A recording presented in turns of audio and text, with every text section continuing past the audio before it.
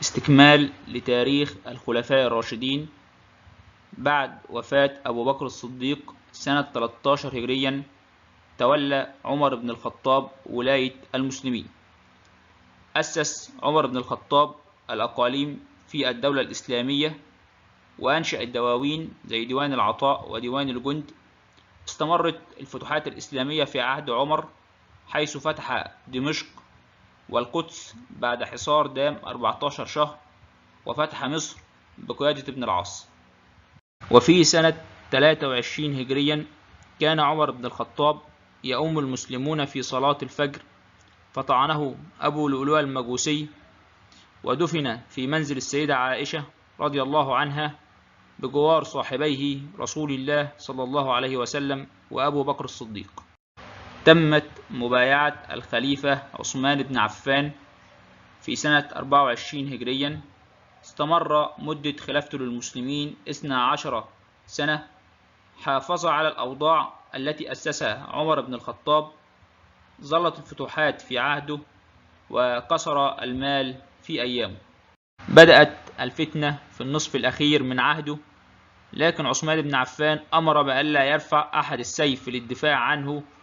وفي سنة 35 هجريا قتل عثمان بن عفان رضي الله عنه وهو صائم، ومات شهيدا، ودفن في البقيع بالمدينة المنورة. بعد وفاة عثمان بن عفان اجتمع صحابة رسول الله وبويع علي بن أبي طالب بالخلافة بالمدينة المنورة. استمرت خلافة علي 4 سنوات و9 أشهر.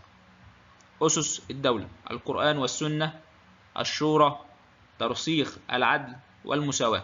بعد موقعة الجمل طلب معاوية ابن أبي سفيان من علي بن أبي طالب القصاص من قتلة عثمان بن عفان، لكن علي كان يريد استقرار الدولة ثم القصاص من أهل الفتنة. قام علي بعزل معاوية من على الشام، ولكن معاوية رفض قرار العزل وامتنع عن بيعة علي بن أبي طالب. خرج علي بن أبي طالب إلى الشام، وفي سنة 37 هجريا وقعت معركة الصفين بين جيش علي بن أبي طالب وجيش معاوية. صار القتال لصالح علي بن أبي طالب، ولكن طلب ابن العاص من جيش معاوية رفع المصاحف على أسنة الرماح واللجوء للتحكيم. التحكيم بين جيش علي بن أبي طالب وجيش معاوية بن أبي سفيان. اختار علي بن أبي طالب أبا موسى الأشعري، ولكن تعرض لخداع ابن العاص، حيث عزل موسى الأشعري علي بن أبي طالب رضي الله عنه، بينما ثبت ابن العاص معاوية ابن أبي سفيان.